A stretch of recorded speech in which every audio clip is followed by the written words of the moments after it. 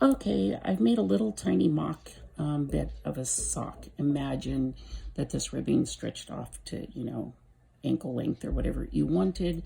I did a heel flap on half the number of stitches, which is appropriate in a sock pattern. I put 2 garter stitches on each edge of the heel flap, just like we talked about, and then I created the little turn that went underneath. We've talked about all of these. Now let's do the gusset. So I'm going to knit across the heel turn stitches. I'm going to make a note of this, how many there are, because at some point I'm going to want to come back to this and use half of them. So I have 2, 4, 6, 8, 10 stitches. Now using that same needle, I'm going to turn my work to the side, and I see that I have garter bumps stretching all the way up the edge, all the way up to this very last little one right here. So I want to make sure I go into this very outside. There's a frown right here. I want to go into a little bump closer to the edge and knit up the stitch. So there's my frown, a little closer, the knot on the edge, and knit up the stitch. Now I'm going to slide underneath the edge of that knot so that I do not have bumps or, look, it's so flat on the wrong side. So I find that frown, there's the frown. I go to the edge. There is one all the way, look, there's one remaining. And I'm going to make sure I pick that one up in that very top bit. Now I had 10 stitches, 2, 4, 6, 8, 10 stitches, and I have picked up 6. I want to care about that because I want to make sure I get 6 on the other side. I'm going to stop with this needle. I'm going to work, now I like to work in pattern. You can choose not to.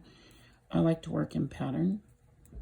And I'm going to put all of the stitches on this needle and the next needle together for the end step. So I'm going to get rid of that needle, and I'm going to work across the second needle to put them all together. The little stitch was twisted. I tend to twist the last stitch, the purl stitch, to make them a little tighter where the needles divide. That's what you saw me cleaning that up.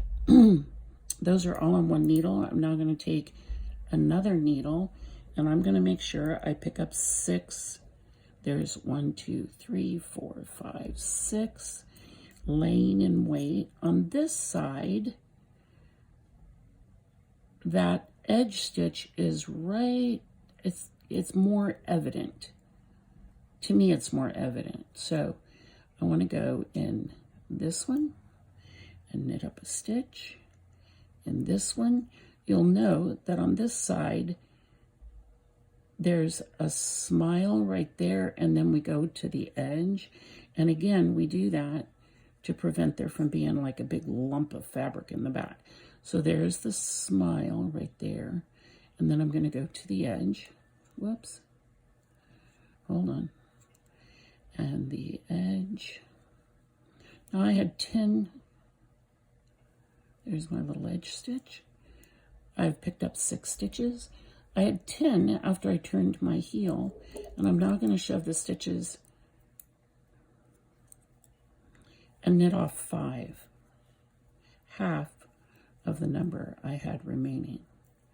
Now, it means I should have 2, 4, 6, 2, 4, 5. I should have an equal number on this side, and I try to count, and I do, every time. Now, to form the gusset, we are going to, well, let's talk about the orientation for just a second. This is the beginning of round, needle number 1, needle number 2, needle number 3. Now, I'm going to knit, you know what, I don't remember the instructions. Knit 1 round plain may be true, not 100% sure. look at the directions. And then we knit 2 together, knit 1, work across the instep. I like to keep the pattern going down the top of the sock.